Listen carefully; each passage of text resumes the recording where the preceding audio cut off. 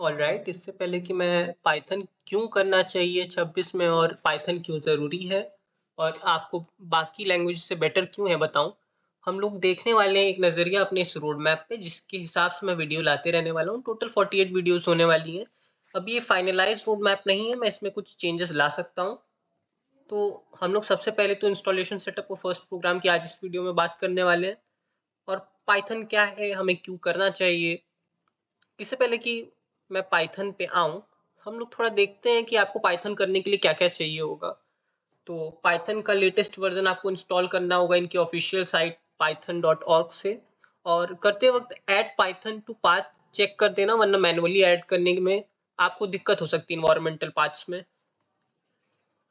अगर आपको code editor चाहिए तो मैं कहूँगा कि अगर आप एक स्टूडेंट हैं तो वीएस कोड यूज़ करें, बिकॉज़ बाकी लैंग्वेजेस भी पढ़नी रहती होती है और इसमें आप मोस्ट वर्सेटाइल कर सकते हैं यूज़। और पाइचार्म अगर आप खाली पाइथन पढ़ रहे हैं और प्रोफेशनल गेट पे तैयारी करना चाह रहे हैं तो इट्स ऑलराइट। मैं पर्सनली आपको वीएस कोड में पढ़ाने वाला हूँ, मगर आप पाइचार्म भी यूज़ कर सकते हैं और मैं ये सच कहूँ तो रिकमेंड नहीं करूँगा जब तक आपका लैपटॉप का रिकमेंडेशन सिस्टम एकदम लो ना हो, ठीक है? रिक्वायरमेंट्स इसकी सबसे कम होंगी मेरे हिसाब से। तो डायरेक्ट इंट्रोडक्शन में आते हैं। Let's increase the font size a bit, इतना भी नहीं। तो व्हाट इज पाइथन? तो पाइथन एक high level interpreted programming language है। अब आप पूछेंगे प्रोग्रामिंग लैंग्वेज क्या होती है, तो जैसे दो इंसानों को आपस में बात करने के लिए एक भाषा की जरूरत होती है, कंप्यूटर को हिंदी या इंग्लिश नहीं समझ आती है, तो हम उसके लिए प्रोग्रामिंग लैंग्वेज का इस्तेमाल करते हैं, जो कि कंप्यूटर के लिए हमारे कंपाइलर या इंटरप्रेटर बाइनरी लैंग्वेज में कन्वर्ट करते हैं, क्योंकि मशीन 0 और 1 की भाषा को ही समझती है। अब रही बात इतनी लैंग्वेजेस में आप पाइथन क्यों सीखना चाहेंगे, उससे पहले कि पाइथन को बनाया था ज्यूडो वैन रोसम ने और इनको फर्स्ट रिलीज किया गया था 1991 में। तो पाइथन जावा से भी पहले रिलीज हुई थी। जावा शायद डेवलप पहले हुई हो लेकिन रिलीज बाद में हुई थी। जावा आपकी 1996 में रिलीज हुई थी और पाइथन गूगल से भी पुरानी है। पाइथन को सीखने के कई कारण हैं वैसे तो, कि आज की तारीख में भी अगर किसी के कोई बहुत एम हाई नहीं है या फिर बहुत सोच के नहीं रखा है हमको ये करना है वो करना है, तो पहले तो पाइथन का लर्निंग कर्व बहुत इजी है बाकी लैंग्वेजेस के कंपेयर में, कि जनरली फर्स्ट लैंग्वेज के लिए या तो लोग सी प्रेफर करते हैं या तो पाइथन, और मैं पर्सनली पाइथन रिकमेंड करूंगा। ये लैंग्वेज बहुत ही ज़्यादा वर्सेटाइल है, इसकी कम्युनिटी बहुत ज़्यादा लार्ज है, जॉब मार्केट में हाई डिमांड है आज के समय में, खासकर अगर हम इंडिया की बात कर रहे हैं तो। फ्री और ओपन सोर्स तो खैर कई प्रोग्रामिंग लैंग्वेजेस होती हैं। पाइथन को अगर आप एक इंडियन कंटेक्स्ट में देखें तो as an Indian I believe आपको पाइथन को ही अपनी पहली और मेन लैंग्वेज चुन सकते हैं, बिकॉज जॉब अपॉर्चुनिटीज बहुत सारी हैं। हाल ही में एआई समिट में आपने देखा इतने सारे डाटा साइंटिस्ट हायर हुए, इतने सारे डाटा एनालिस्ट हायर हुए। एमएल एआई डेवलपर्स के लिए भी डिमांड बढ़ रही है।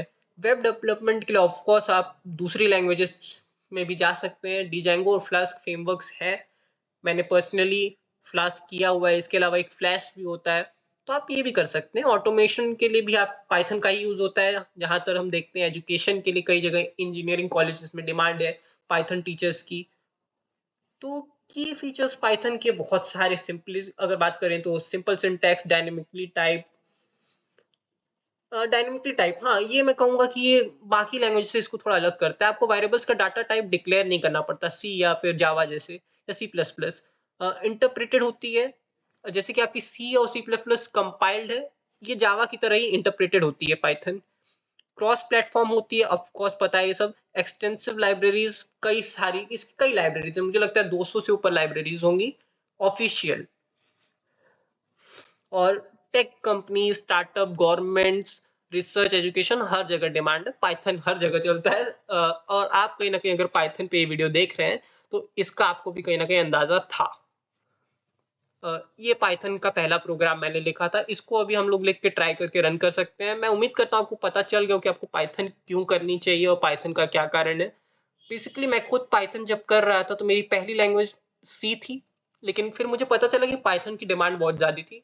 और पहले मैं डाटा एनालिस्ट की तैयारी कर रहा था, लेकिन बाद में मेरा इंटरेस्ट डाटा साइंस में चला गया और आज मैं उसी पे एक सीरीज स्टार्ट करने वाला हूँ जिसमें हम सबसे पहले पाइथन पढ़ाने वाला हूँ, उसके बाद पांडास, नमपाई, मैटप्लॉटलिब, सीबॉन, फिर हम लोग स्काइकिट लर्न पढ़ेंगे। उसके बाद हम लोग केरास करने वाले हैं डीप लर्निंग के लिए। तो इस जर्नी की शुरुआत से पहले मैं यही कहना चाहूंगा कि रहा कितनी भी, बड़ी क्यों ना हो, शुरुआत एक कदम से ही होती है। तो हम लोग इस राह पे चलना शुरू करने वाले हैं। Let's go with it. एक बार मैं कोड रन कर दूंगा जस्ट इन केस।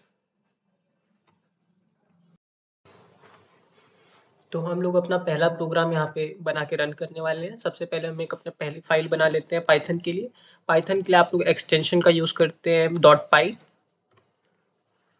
डायरेक्ट अपना प्रोग्राम यहीं पे लिख देते हैं। वही सेम प्रोग्राम है जो मैंने आपको उधर दिखाया था, इसको हम लोग रन करने वाले हैं।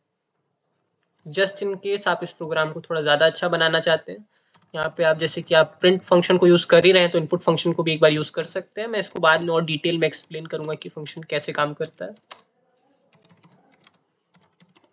अभी के लिए आप ये प्रोग्राम मैं कहूँगा एक बार खुद से लिखें, ट्राई करें और रन करें।